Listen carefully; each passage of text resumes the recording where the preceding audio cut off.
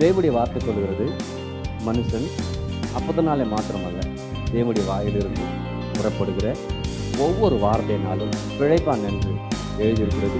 இதில் எழுதியிருக்கிற வார்த்தைகளை நான் விசுவாசிக்கிறேன். இயேசு கிறிஸ்து நாமத்தில் எல்லா நன்மைகளையும் பெற்றுக்கொள்வேன். ஆமென். சங்கீதம் 138:8. கர்த்தர் எனக்காக யாவையும் செய்து முடிப்பார். கர்த்தாவே, உமது கிருபை என்றும் உள்ளது. உமது கரத்தின் கிரியைகளை நெகிழ விடாதிருப்பீராக. ஆமென். யோபு புஸ்தகம் 2ஆம் வசனம். தேவரீர் சகலத்தையும் செய்ய வல்லவர். நீர் செய்ய நினைத்தது தடைபடாது என்பதை அறிந்திருக்கிறேன். ஆமென். இன்னைக்கு இந்த கால வேலை நீங்களும் நானும் நம்பணும். கர்த்தர் எனக்காக யாவையும் சொல்லுங்க செய்வார், செய்து முடிப்பார். சொல்லுங்க செய்வார், செய்து முடிப்பார். அப்ப எல்லாவற்றையும் எனக்காக செய்கிற ஒரு தேவன் என்ன பண்றாரு இருக்கிறார். நம்ம சொல்லுங்க எனக்காக யாவையும், சொல்லுங்க எனக்காக யாவையும் செய்வார். அப்ப எனக்காக எதனால அவரால் செய்ய, சொல்லுங்க எனக்காக கர்த்தர் எதையும் செய்வார். அப்ப எனக்காக எதையும் செய்வார் அப்படிங்கிற நம்பிக்கை எத்தனை பேருக்கு வருது? இதை செய்வாரா, அதை செய்வாரா, இப்படி செய்வாரா, அப்படி செய்வாரா, எப்படினாலும் அவர் செய்ய போதுமானவராய். அதான் இஸ்ரவேல் ஜனங்கள் அடிமைத்தனத்துல மீட்டு கொண்டு வந்த பிறகு அவர்களுக்கு முன்பாக செங்கடல் இருக்குது. செங்கடலை இது வரைக்கும் பிளந்ததே இல்லை, அதுல வழி இல்லை.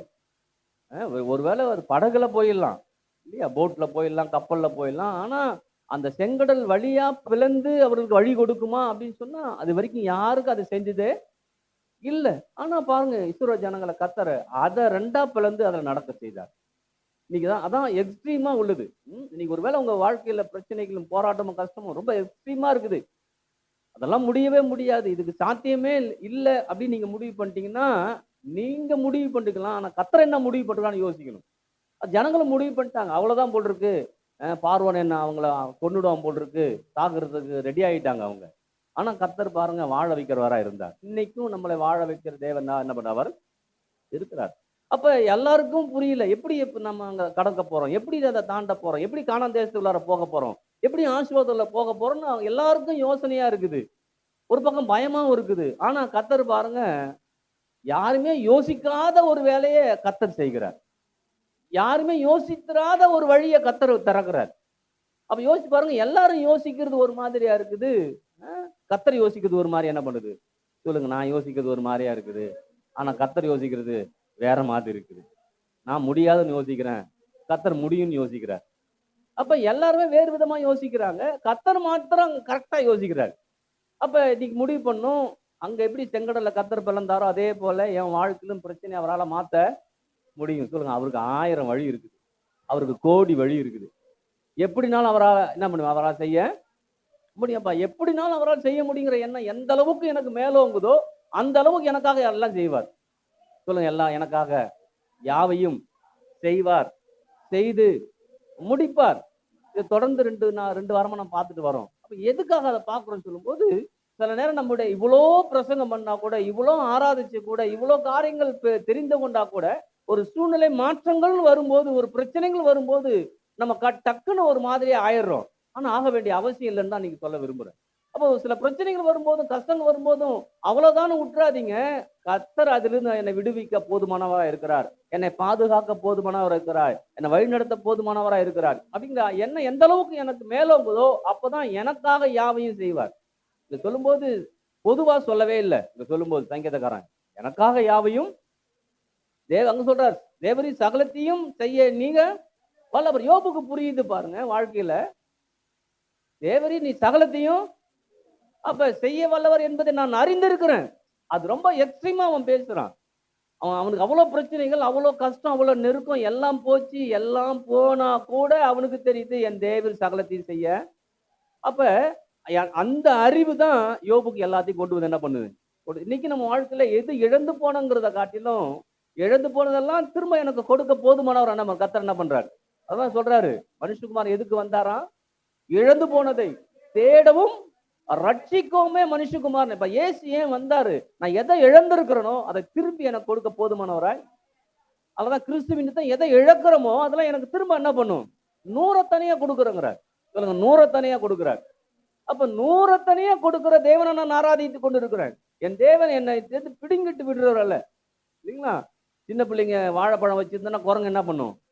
லவுக்குன்னு புடிங்கும். அப்படி கர்த்தர் ஏதாவது புடுங்கிட்டு விடுறோம் இல்லைங்க. நம்மளை ஆற்றி தேற்றி அனவணைத்து அற்புதமா அதிசயமா என்னை வாழ வைக்கிறவர் என்ன பண்றாரு இருக்குது. அப்ப கர்த்தர் யாருன்னு சங்கீதக்காரனுக்கு புரிஞ்சிருச்சு, யோபுக்கு புரிஞ்சிருச்சு. அதுதான் அமீன் சொல்லுது. இன்னைக்கு எனக்கு புரியணும், உங்களுக்கு புரியணும். அமீன் சொல்லலாமா? அப்ப அவங்களுக்கு புரிந்ததால அவங்க வாழ்க்கை மாற்றப்பட்டுச்சு. இன்னைக்கு எனக்கு புரிஞ்சிச்சுன்னா என் வாழ்க்கை மாற்றப்படும். என் வாழ்க்கை மாற்றப்படுவது என்னகிட்ட முதல்ல இருக்குது. ஏன்னா அவர் தான் எல்லாத்தையும் செய்யற போதுமானவர் என்ன பண்றாரு இல்லையா? கர்த்தர் சொல்றாரு இல்லையா, என்னால அதிசயம் நான் அதாவது என்னால செய்ய முடியாத அதிசயம் ஒண்ணுமே இல்லைங்கிறாரு. ஏன் அந்த அதிசயத்தை பெற்றுக்கொள்ள முடியும்னா, எனக்கு அது விளங்கல, எனக்கு அது புரியல. ஏன் பிரச்சனை பெருசா தெரியுது, ஆனா அவருக்கு முன்பாக எந்த பிரச்சனையே இல்லை. ஆனா நல்லா விளையங்கணும். அப்ப யோபுக்கு புரிஞ்சிருச்சு, சங்கீதக்காரனுக்கு புரிஞ்சிருச்சு. புரிஞ்சுட்டாலே வாழ்க்கை மாற்றப்பட்டுச்சு. எந்த அளவுக்கு யோபுக்கு மாற்றப்பட்டுச்சு தெரியுமா? முன்னிலைமை காட்டிலும் சொல்லுது, வேதம் சொல்லுது, முன்னிலைமை காட்டிலும் பின்னிலைமை மிகவும் ஆசீர்வாதமா இருந்துச்சான். சும்மா கொஞ்சம் நஞ்சம். அப்போ மிகவும் ஆசீர்வாதமா எப்படி அவன் வாழ்க்கை மாற்றப்பட்டுச்சு அப்படின்னு சொன்னா, தேவரீ சகலத்தையும் செய்ய நீர் வல்லவரா என்ன பண்ற? நீங்க முடிவு பண்ணும். என் வாழ்க்கையில நிறைய பிரச்சனையை பார்த்துட்டேங்க, சோர்வை பார்த்துட்டேன், கண்ணீரை பார்த்துட்டேன், கவலையை பார்த்துட்டேன், நிறைய நான் நல்லா வாழணும்னு நினைச்சு வந்தேன், என்னால வாழ முடியல, கர்த்தரை மாத்துவாரா அப்படின்னு கர்த்தரை நான் மாத்துறேன். அல்லேலூயா. அப்ப இன்னைக்கு கர்த்தரை என்ன அந்த அந்த அப்படிப்பட்ட வாழ்க்கைக்குள்ளார என்ன கொண்டு போவார் நம்பிக்கை நமக்குள்ளார என்ன பண்ணும். அப்ப எதுவுமே இல்லையா, பிரச்சனையே இல்லை. அல்லேலூயா. எத்தனை பேர் ஆமென் சொல்லுது? கர்த்தர் ஒருத்தர் என்ன பண்றாரு சொல்லுங்க. கர்த்தர் எனக்காக யாவையும் செய்வார், செய்து முடிப்பார். சொல்லுங்க, எனக்காக யாவையும் செய்வார். ஆமென்.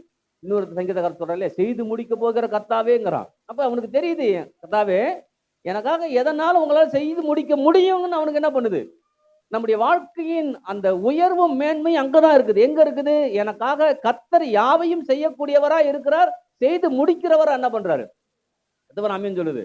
அப்ப தேவை வருது, தேவைன்னு வருது, ஐயோ என்ன பண்ண போறோம் இல்ல, எனக்காக கர்த்தர் யாவை என்ன பண்ணுவார், செய்வார். ஐயோ ஒரு பலவீனம் வந்துருது, இல்ல எனக்கு சுகத்தை கொடுக்கூட யாவையும் கொடுக்குற என்ன பண்றாரு. அப்ப இது வராது அது வராதுன்னு சொல்ல, அதெல்லாம் வந்தா கூட அதுல இருந்து என்னை விடுவித்து நடத்த அவரால எத்தவர் ஆமென் சொல்லுது. அதான் இன்னைக்கு நிறைய பேர் இந்த அறிவியல வளர்றவங்க என்ன பண்றாங்கன்னா, அந்த அறிவியலே பிடிச்சிட்டு உட்காந்துடுறாங்க. சில நல்ல அறிவியல் தோத்துருது, அறிவியல் என்ன பண்ணுது, தோத்துருது. ஆனா இங்க கர்த்தர் சொல்றார், நான் தோக்கவே சொல்லுங்க, கர்த்தர் தோக்கவே மாட்டார், என்னையும் தோற்க விடவே மாட்டார். சொல்லுங்க, கர்த்தர் எனக்காக யாவையும் செய்வார், செய்து முடிப்பார்.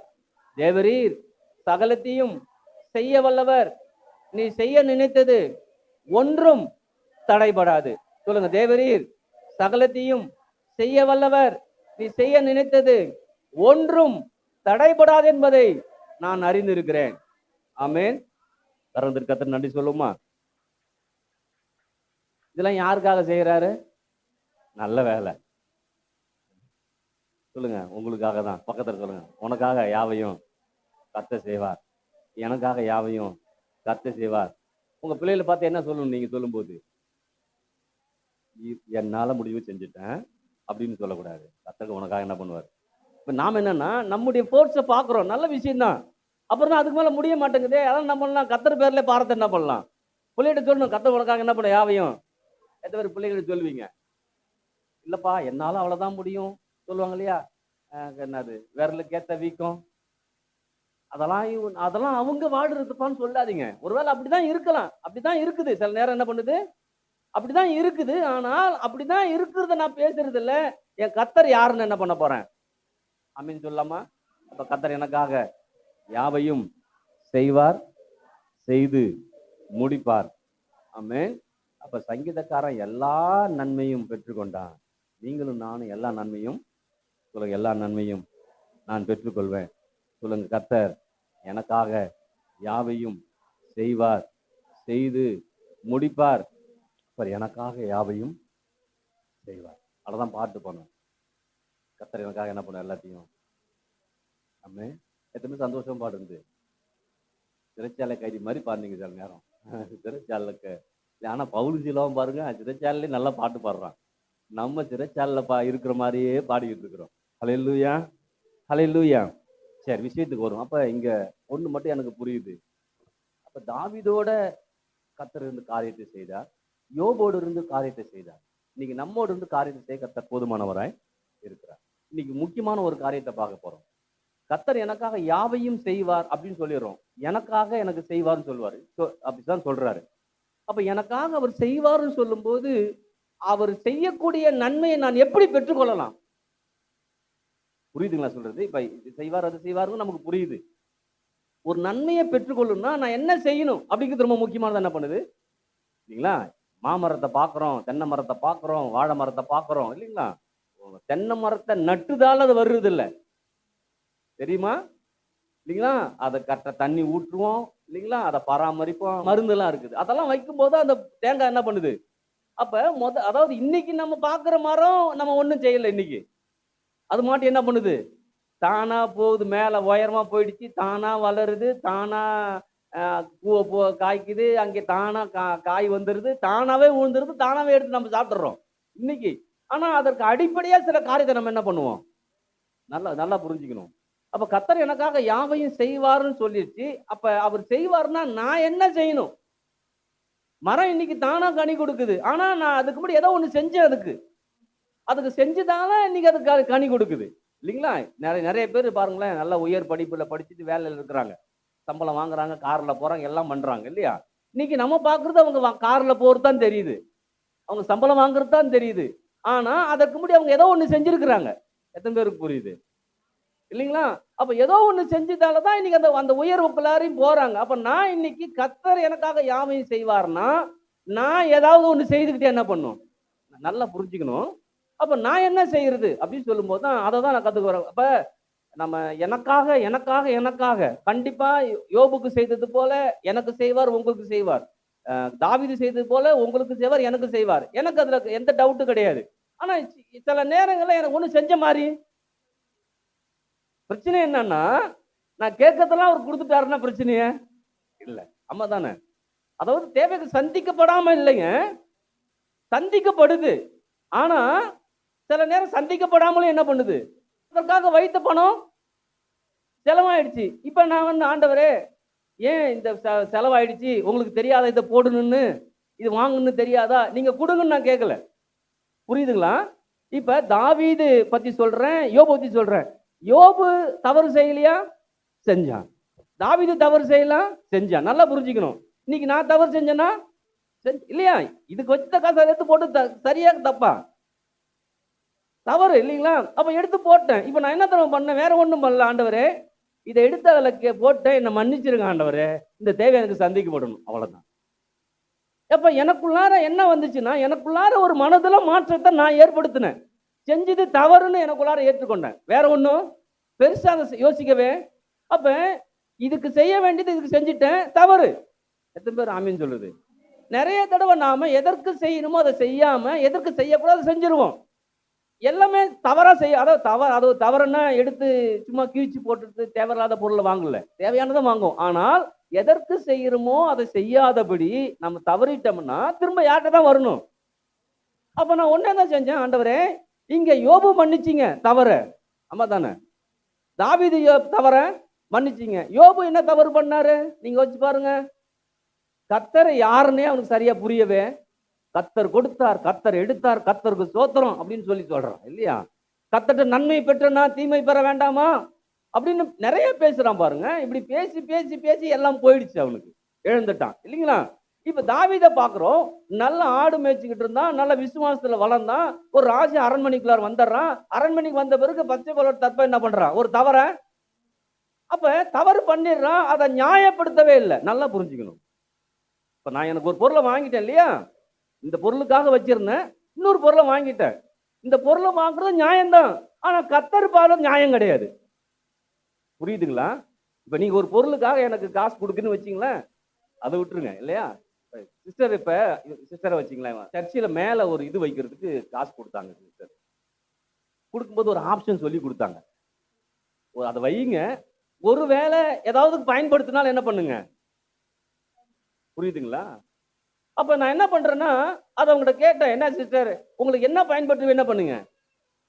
அப்ப யோசிச்சு பாருங்க, அந்த பயன்பாட்டுக்கு தான் போச்சு. ஆனா ஒரு தவறு வரும்போது அதை நான் சரிப்படுத்திக்கணும். புரியுதுங்களா? அப்ப யோசிச்சு பாருங்க, ஆண்டவர் எனக்கு காசை கொடுக்குறாரு. அந்த காசை கொடுக்கும்போது அதை நான் சரியாய் பயன்படுத்தலைன்னா திரும்ப நான் யார்கிட்ட போகணும்? ஆண்டவர்கிட்ட போய் நான் ஒண்ணு கேட்கணும், ஆண்டவரே இது சரியா தான் செஞ்சேன்னு நான் நியாயப்படுத்த விரும்பல. ஏன்னா சவுலை குறித்து நமக்கு தெரியும். நல்லா நல்லா புரிஞ்சுங்க. சவுலை குறித்து தெரியும். சவுல் ராஜாவா ஆயிட்டான். அதுக்கு முன்பாக வெறும் கழுதைய தேடி போனவன் வந்து ராஜாவா ஆயிட்டான். அதுக்கு முன்னாடி ஆண்டவர் என்ன சொல்றாரோ சாமுவேல் தீர்க்கத்தை வச்சு அதை வச்சு என்ன சொன்னாலும் அப்படியே கேட்டிருந்தான். அந்த ராஜ்யபாரம் வந்த பிறகு அவனுக்குள்ளார அந்த மனம் மேட்டிமை அவனுக்குள்ளார என்ன பண்ணுது? வர ஆரம்பிக்குது. அப்ப ஆண்டவர் பாருங்க, அந்த சாமுவேல் தீர்க்கதரிசி அனுப்புறாரு பலி செலுத்த போகும்போது. பலி செலுத்த போகும்போது தீர்க்கதரிசி வருவதுக்கு என்ன பண்ணுவான்? வெயிட் பண்ணி பாப்பா. ராஜா இல்லையா? அப்ப வெறும் கழுதை தேடி போனா 4 கணக்குல உட்கார்ந்துருந்தான். இவன் ராஜாவா இருக்கிறான்.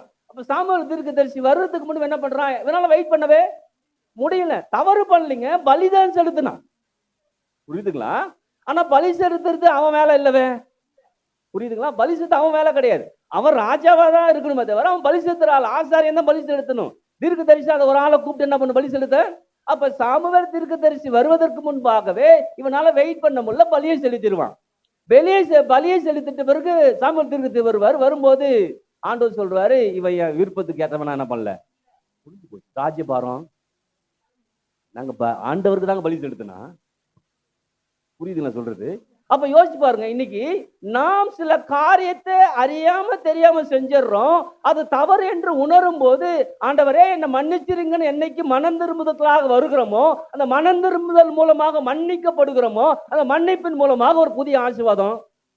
எத்தனை பேருக்கு இது நம்ம இதான் சூழ்ச்சியா நமக்கு புரியாத வச்சிடறான். நான் ஆண்டவர் தானே செஞ்சேன், ஆண்டவர் தான் செஞ்சேன்னா நான் வெயிட் பண்றேன் ஒண்ணு வரவே. அப்ப நான் முடிவு பண்றேன், ஆண்டவரே இதுக்காக செஞ்சீங்க, அதை நான் தவறா பயன்படுத்திட்டேன். ஆனா அதை நான் நியாயப்படுத்த விரும்பல, என்னை மன்னிச்சிருங்க. இன்னைக்கு அந்த பொருளை நான் என்ன பண்ணும்? வாங்கணும். நேத்து வாங்கினேன், ஒரு 3000 தேவைங்க. அது இருந்தா தான் நான் பண்ணியே முடியும் இல்லைங்களா? இப்ப நான் எப்பயுமே நான் அந்த திருமணம் காரியம் வரும்போது எனக்குன்னு எந்த காணிக்கு எதுவுமே வாங்குனதே கிடையாது. அப்படி பெருசா யோசிக்கிறதும் கல்யாணம் நடந்தவரை எந்த காணிக்கும் கிடையாது. ஏன்னா அவங்க ரொம்ப சிரமப்பட்டு திருமணம் நடத்துறாங்க. பாசங்களுக்கு காணிக்கு வாங்கி கொடுத்தது எனக்காக ஒரு காணி கூட இல்ல, வாங்கவும் இல்லை. எனக்கு அது ஒரு பெரிய விருப்பமா இல்லை. நம்ம சபையில ஒரு கல்யாணம் நடக்குது, நம்ம குடும்பத்துல ஒரு கல்யாணம் நடக்குது, அப்படிதான் நான் அதை பண்ணேன். அப்ப யோசிச்சு பாருங்க, அதுல சிரமம் இருந்துச்சு, எல்லாம் இருந்துச்சு. இப்ப யோசிச்சு பாருங்க, ஒருவேளை அவங்க அந்த காணிக்கை கொடுத்திருந்தா கூட எனக்கு பிரச்சனையே. ஆனா என்ன அதுல போகவே இல்ல. அப்ப யோசிச்சு பாருங்க, இப்ப எனக்கு ஒரு தேவைக்கு போகணும். தேவைக்கு போகும்போது கூட அவங்க கொடுத்திருந்தா என்ன கூட யோசிக்கவே. ஏன்னா நம்ம குடும்ப கல்யாணம் திருமணம், புரியுதுங்களா நல்லா? ஆனா எனக்கு தேவை சந்திக்கப்படும். நான் என்ன பண்ண உடனே, ஆண்டவரே இதுக்காக கொடுத்தீங்க, இப்ப நான் தவறு பண்ணிட்டேன், இப்ப நான் என்ன மன்னிச்சிருங்க ஆண்டவரே, அந்த தேவை எனக்கு சந்திக்கப்பட்டு ஆண்டவரே. வேற ஒண்ணும் இல்லை, இது சந்திக்கப்பட்டது. அப்ப யோசிச்சு பாருங்க, இப்ப தாவீது அப்படித்தான் ராஜ்ய பாரத்தில் இருக்கிறான். அவர் தவறு பண்ணிட்டான், நியாயப்படுத்தவே பேருக்கு புரியுது. நியாயப்படுத்தலாமா? படுத்திருக்கலாம். ஏன்னா அவன் ராஜாவா இருக்கிறான். ஏன்னா இந்த ராஜா நியாயப்படுத்துறான்ல, சவுல் ராஜா இல்லையா, நியாயப்படுத்துறான். என்ன நியாயப்படுத்துறான்? நீங்க வருதுக்கு லேட்டா ஆடிச்சு, நான் பலிதானே செலுத்தினேன். ஆண்டவர் சொல்றா இல்ல இல்ல. அப்ப யோசிச்சு பாருங்க, இன்னைக்கு சில காரியத்தை நம்ம செய்யும் போது நியாயப்படுத்துறோம்னா ஆண்டவர்கிட்ட நன்மை பெற்றுக் கொள்ள முடியாது. வசனம் தெரியலாம், கர்த்தர் எனக்காக யாவையும் செய்து முடிப்பாருன்னு நம்ம சொல்லிக்கிட்டு இருக்கலாம். ஆனா நான் நியாயப்படுத்தி ஆண்டவர்கிட்ட பேசிட்டு இருக்குன்னு அர்த்தம். நான் என்னைக்கு மனந்திருந்துல வரணும். குடும்பத்திலே பாத்துங்களேன், பிரச்சனை எப்படி வருது தெரியுமா? கணவன் மனைவி இருக்கிறாங்க வச்சுங்க. ஏன்னா ஆதாம் ஏவாளுக்கு அப்படிதான் பிரச்சனை வந்துச்சு. முதல் எப்படி பிரச்சனை வந்துச்சுமா? கணவன் மனைவி கிட்ட ஆதாம் ஏவாள் இல்லையா? ஆண்டவர் சொல்றாரு, இந்த ஏதேன் தோட்டத்துல கொண்டு வந்து உட்கார வச்சு, ஏதேன்னா இன்பமான இடத்துல கொண்டு வந்து உட்கார வச்சு, கணவன் மனைவி உட்கார வச்சு, எப்பா எல்லா கனியும் புதிச்சிரு, இந்த கனியை மட்டும் புதிச்சிடாத, இதை பிடிச்சதுன்னா சாகவே சாப்பிடாதான்னு சொல்லிட்டு போயிட்டாரு இல்ல. நமக்கு அதெல்லாம் விஷயம் தெரியும். ஆனா என்ன பிசாசு என்ன பண்றான்? அதை தான் சாப்பிட வைக்கிறான். அதையும் சாப்பிட்டுறாங்க. 2 பேரும் என்ன பண்றாங்க? சாப்பிட்டுறாங்க. சாப்பிட்ட பிறகு கர்த்தர் என்ன பண்றாரு? வர்றாரு. வந்த பிறகு கேட்கிறாரு, ஆதாம் மட்டும் கேட்கிறாரு. ஆதாம் என்ன தெரியுமா சொல்றான் தெரியுமா? ஆண்டவரே நான் தவறு பண்ணிட்டேன்னு சொல்லவே இல்லை. ஆண்டவரே நீங்க ஏற்படுத்தி கொடுத்தீங்களா ஒரு மனைவி. இப்ப வீட்டுல ஒரு சண்டை வருது இல்லையா? கணவன் மனைவி சண்டை வருது. என்ன ஒருத்தன் கல்யாணம் வச்சான் பாரு, அவனைதான் பேசணும். அப்படிதானே பேசுறோம் இல்லைங்களா? அதை தான் யாரும் பொண்ணு மாப்பிள்ளையே பாக்குறது இல்லை. ஏன்டா அதை பாப்பான்னா நம்மளை தூக்கி போட்டுட்டு இல்லையா சொல்லுவாங்களே, என்னது கீழே கிடக்கிற கோடால தூக்கி காலில் போட்டு குத்துரு கொடைன்னு சொல்லிட்டு எல்லாம் விட்டுறாங்க இல்லைங்களா? அப்ப யோசிச்சு பாருங்க, அங்க நியாயப்படுத்துறான். ஆதாம் என்ன பண்றான்? எப்படி நியாயப்படுத்த தெரியுமா? ஆண்டவரே, நான் மிஸ்டேக் பண்ணல ஆண்டவரே, நீ கொடுத்த பொண்ணு மிஸ்டேக்கான பொண்ணு. அந்த பொண்ணு கொடுத்தா நான் என்ன பண்ணிட்டேன்?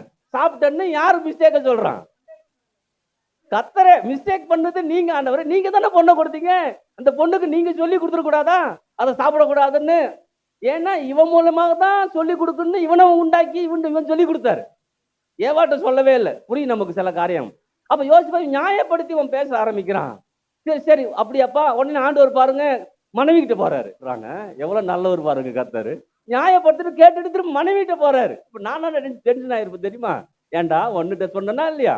ஏன்னா அங்க போய் கேட்கறேன் இங்க போய் கேட்கறேன், நான் பேசியிருப்பேன் ஆண்டவர் சொல்றாருன்னு அப்படியே விட்டு ஏவாட்ட வராரு. ஏவாட்ட வரும்போது ஏவாட்டுக்கு அவன் சொல்றா பாருங்க, ஆண்டவரே நீங்க சொன்னதெல்லாம் கரெக்டு தான், ஆனா அந்த அந்த அந்த பிசாச சர்ப்பம் என்ன பண்ணுச்சு? என்ன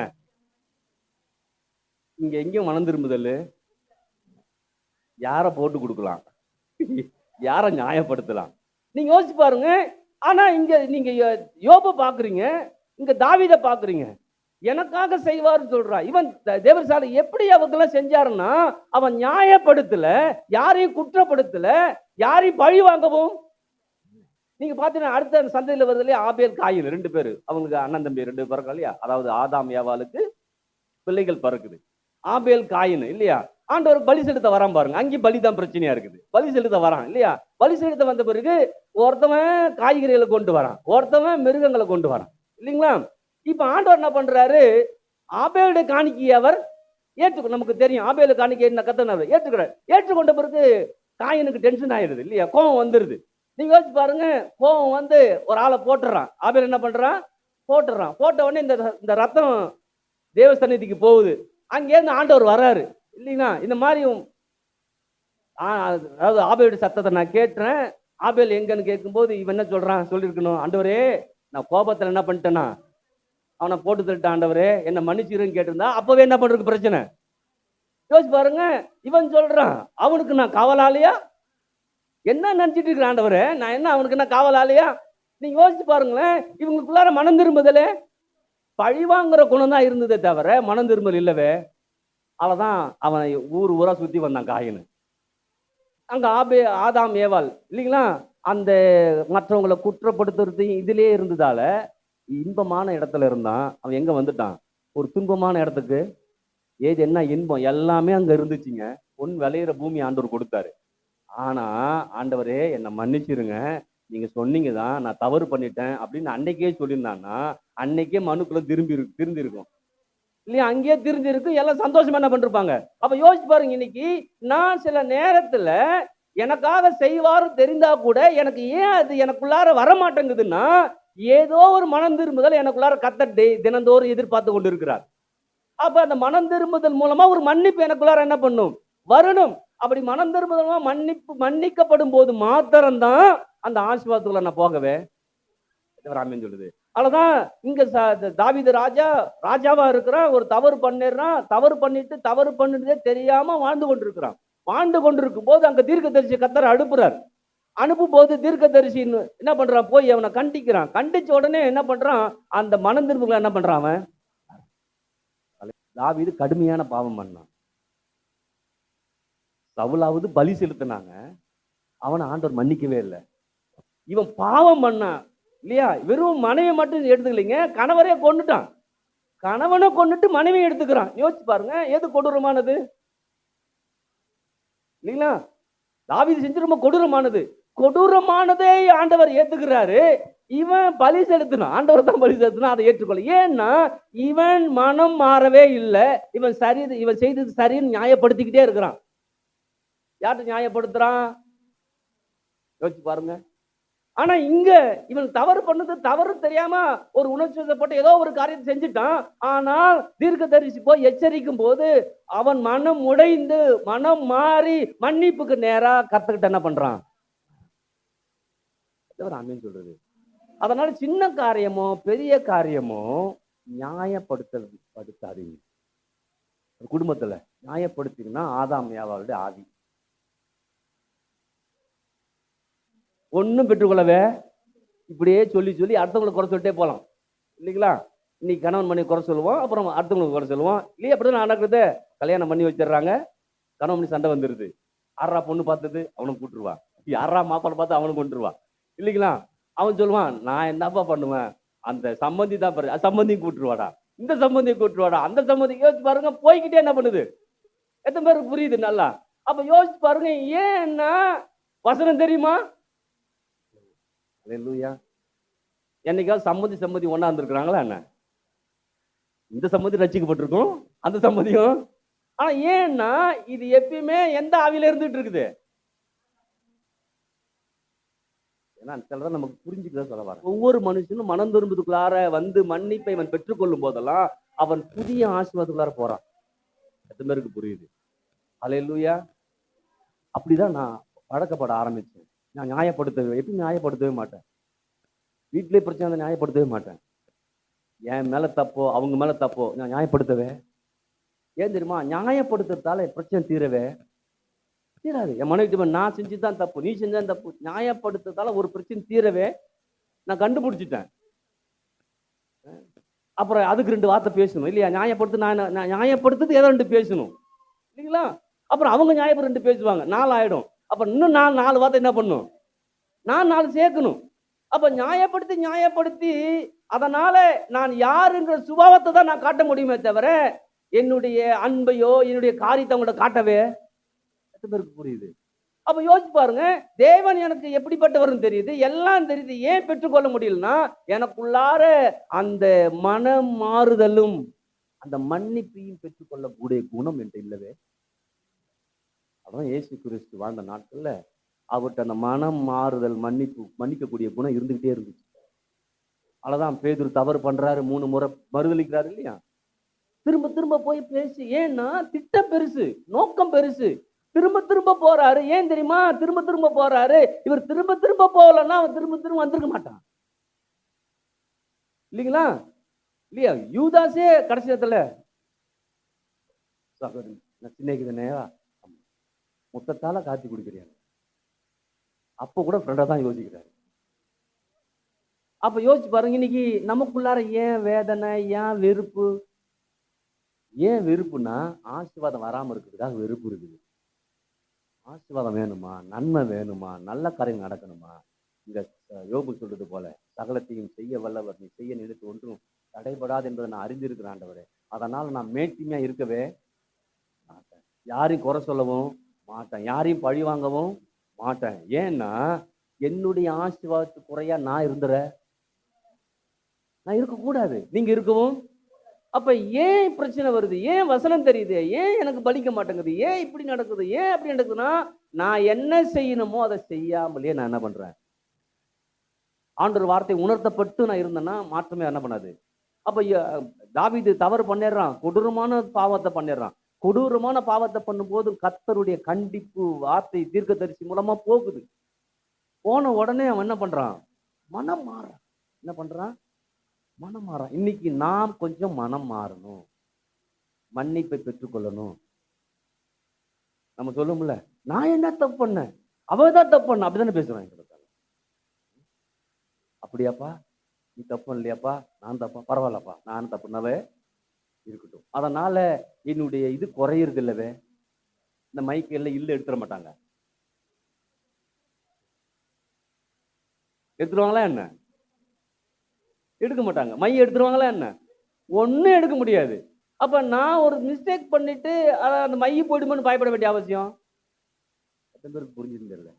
அப்ப இன்னைக்கு எனக்கு வசனம் தெரியுது, அந்த வசனத்தால எனக்கு வாழ்வு வரலன்னா நான் மனம் திரும்புவதற்கேற்ற மன்னிப்புக்குள்ளார் நான் போகல.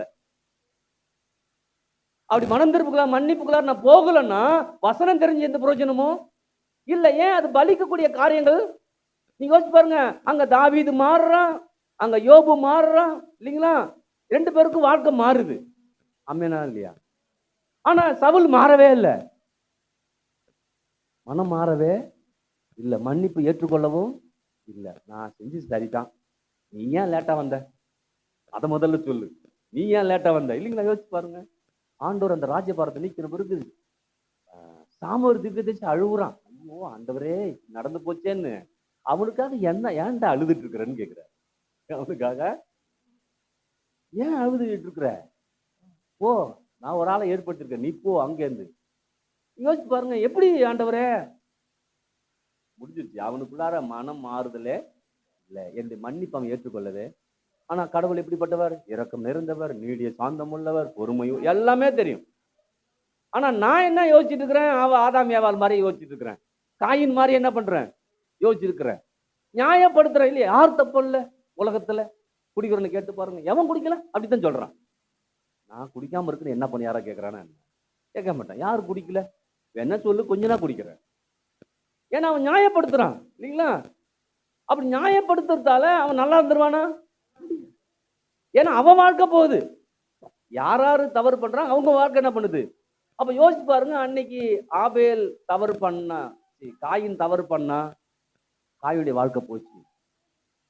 அங்க ஆதாம் ஏவாள் தவறு பண்ணா, அவங்க வாழ்க்கை போச்சு. வாழ்ந்தாங்க, நூற்றுக்கணக்கான வருஷம் வாழ்ந்தாங்க. ஆனா எப்படி வாழ்ந்தாங்க? ஏன் இன்பமா வாழ முடியல? ஆண்டவர் எதிர்பார்க்கிறாரு, மனம் மாறுமான்னு எதிர்பார்க்கிறாரு. அவனுக்கு அது புரியவே நிறைய நம்ம பிள்ளைங்களுக்கு அப்படி நிறைய பாசம் கொடுத்தா பிள்ளைகளுக்கு புரிய மாட்டேங்குது. ஏன் தெரியுமா? அது மனம் மாறும் வர மாட்டேது. அப்பாவை எப்படி மாத்தலாம், அம்மாவை எப்படி மாத்தலாம்? ஏன்னா நாம என்ன பண்றோம், சிலதெல்லாம் இப்படிதான் அப்படின்னு முடிவு பண்ணிடுறோம். இல்ல, ஒரு வாழ்க்கை, ஒரு குடும்பம், ஒரு கணவன், ஒரு மனைவி, ஒரு நம்முடைய பிள்ளைகள், இந்த பிள்ளைகளும் இந்த குடும்பமும் சமாதானமா சந்தோஷமான்னு கர்த்தர் விரும்புறார். ஆமென் சொல்லுது. அப்ப நமக்கு கொடுத்த வாய்ப்புகள் நான் சரியாய் பயன்படுத்திக்கணும். அன்னைக்கு சவுலுக்கு வாய்ப்புகளை கர்த்தர் ஏற்படுத்தி கொடுத்தார், பயன்படுத்தி கொள்ளல. ஆனா யோபுக்கு பயன்படுத்தி கொடுத்தார், பயன்படுத்திக்கிட்டார். இல்லையா? கர்த்தர் போர் கேட்கிறார் இல்லையா? எல்லாம் பேசின பிறகு போய் கேட்கிறாரு, சொல்லிருக்க உங்ககிட்ட இல்லையா, இந்த வானங்களை விரிக்கும் போது எங்கப்பா யோபு இருந்த கேட்கிறாரு. விலங்கல அவனுக்கு. ஓஹோ, அதெல்லாம் விளங்காம போனதால இன்னைக்கு ஆண்டவர் பத்தி எனக்கு என்ன பண்ண சரியா விளங்கல. அதனால ஆண்டவரே நான் விளங்காதெல்லாம் பேசிட்டேன்றவரேன்னு சொல்றான். மனம் திரும்புதுக்குள்ள என்ன பண்றான்? வரான். நான் திரும்ப சொல்றேன், ஒரு ஏதோ ஒன்று பேசிடுறோம், அது தவறு கிடையாது. ஆனால் அதை சரி செய்ய வேண்டிய இடத்துல நம்ம இருந்து சரி செய்ய வேண்டியது அவசியமா என்ன பண்ணுது? அல்லேலூயா. இன்னைக்கு திருமணம் பண்ணி கொடுத்தோம் இல்லையா, அந்த சிஸ்டர் வருவாங்க, அந்த பையன்லாம் கொஞ்ச நாள் வரவே இல்லை சபைக்கு. அப்புறம் என்னடான்னு அவங்க வந்தாங்க. அவங்க வந்து என்னோட பேசினாங்க. திரும்ப பேசணும், உன் வாழ்க்கையை குறித்து தெரியுமா, குடும்பத்தை குறித்து தெரியுமா, எதிர்காலத்தை தெரியுமா, நீ எவ்வளவு நாள் விட்டுட்டு தெரியுமா, இன்னைக்கு விட்டுதால தான் இந்த நிலைமை என்ன பண்ற நீ இருக்கிற, இன்னைக்கு கடன் வாங்கி கல்யாணம் பண்ற அளவுக்கு இருக்குது. அதெல்லாம் மாறணும்னா திரும்ப கத்தட்ட உள்ளார என்ன பண்ணி வா, நம்ப ஆரம்பி, வாழ்க்கை ஆரம்பிச்சிரு.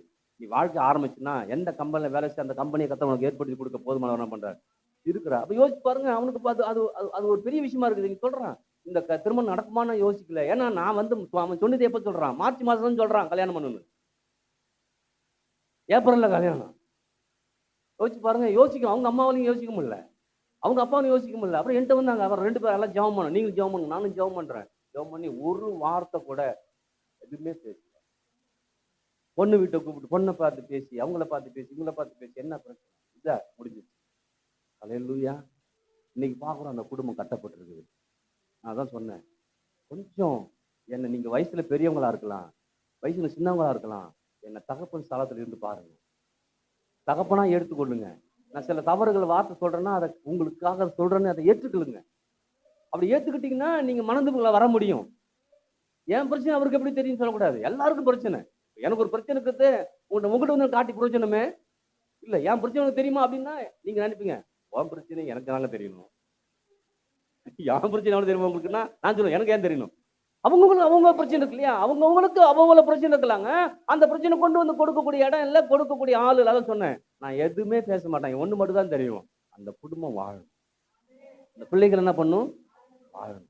சொன்னேன், யாராவது ஒருவேளை என் மேல வெறுப்பும் ஏதாவது இருந்துச்சுன்னா நான் இப்ப சொல்றேன், நீங்க வாங்க, ஒரு சகோதரனா நான் இருக்கிறேன், உங்களுக்கு தகப்பனா இருக்கிறேன். அப்ப ஜனங்கள் இதை கற்றுக் கொடுக்கணும். சின்ன விஷயத்துல என்ன மாத்திக்கணும். சின்ன விஷயம் வரும்போதே அதை மாத்திட்டோம்னா பெரிய விஷயம் வரும்போது அதை மாத்திக்க முடியும். என்னை கற்றுக் கொடுத்தாரு அப்படின்னு சொன்னாரு. நீ மிஸ்டேக்கே பண்ணலனாலும் நான் மிஸ்டேக் சொன்னா சரிப்பா சாரிப்பான்னு மட்டும் சொல்லும் பாரு.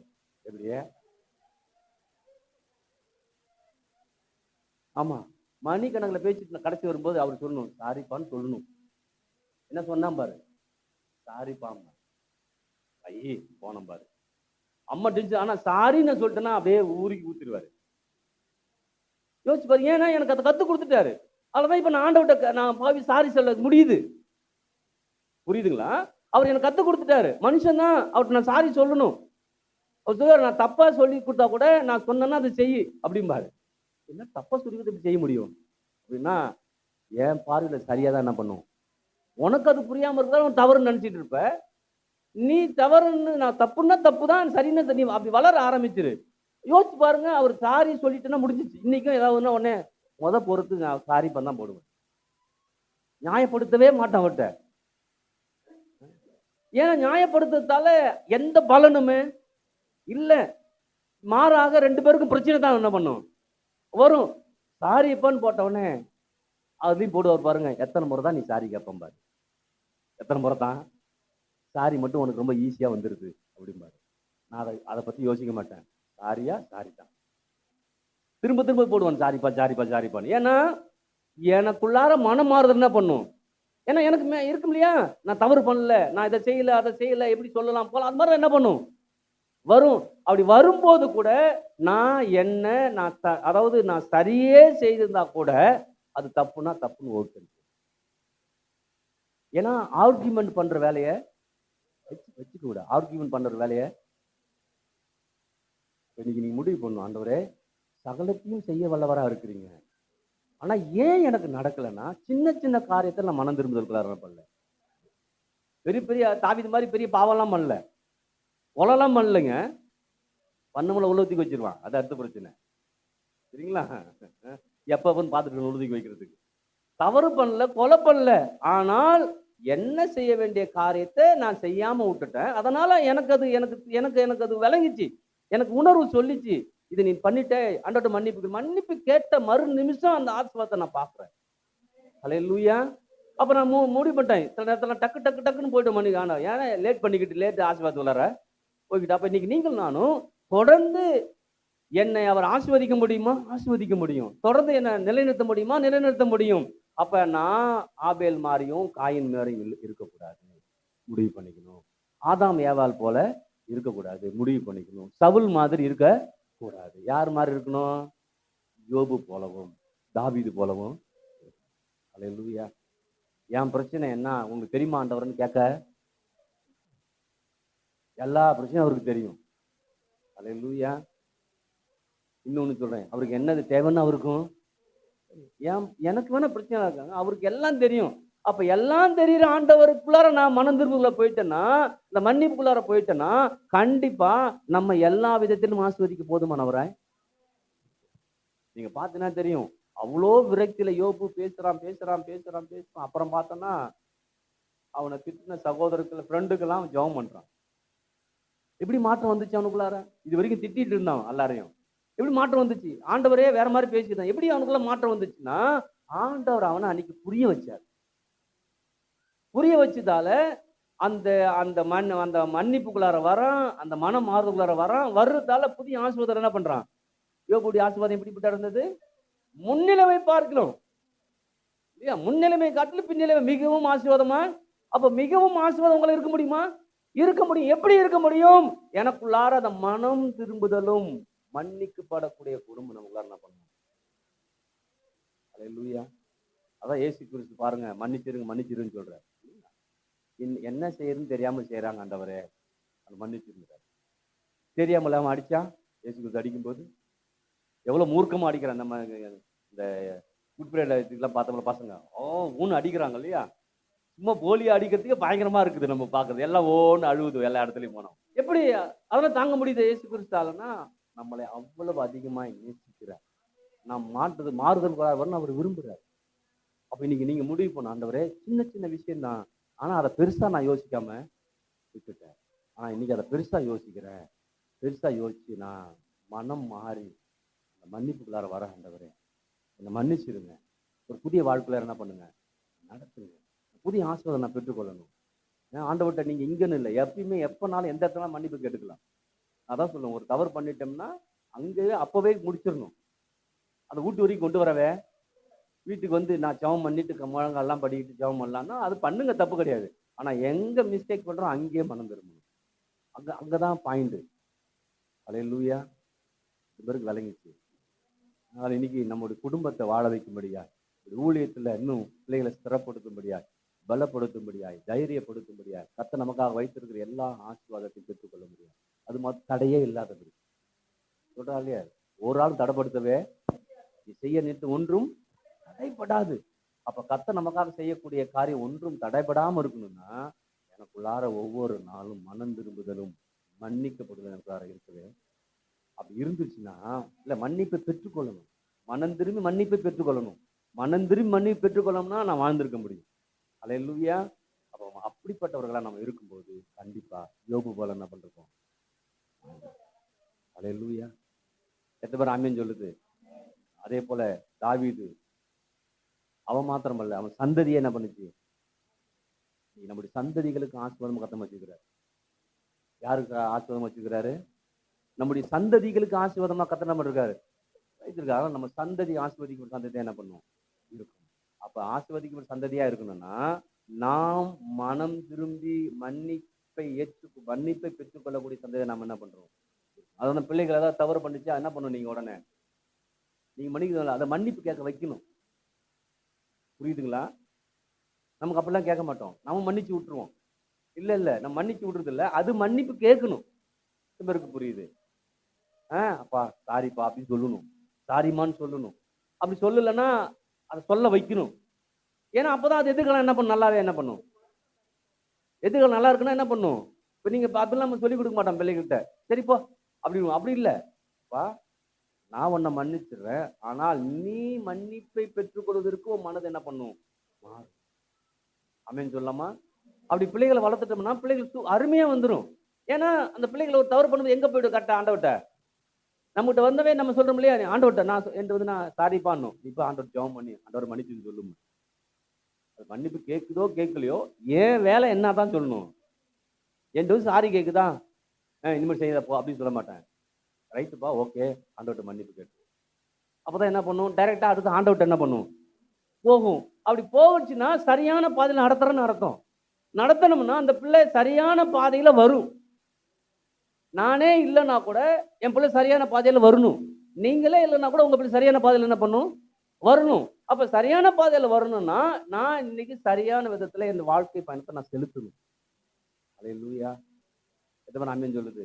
நல்ல பிள்ளைகளுக்கு சொத்து சேர்த்து வைங்க, எல்லாத்தையும் சேர்த்து வைங்க, ஒன்றும் பிரச்சனை கிடையாது. ஆனால் பிள்ளைகளுக்கு இப்படிப்பட்ட நல்ல பழக்க வழக்கத்தை நம்ம என்ன பண்ணுவோம், கற்றுக் கொடுக்கணும். கற்றுக் கொடுத்துட்டோம்னா யோபு போல, தாவீது போல பிள்ளைகள் என்ன பண்ணிருப்பாங்க. இருந்திருக்கலாமா?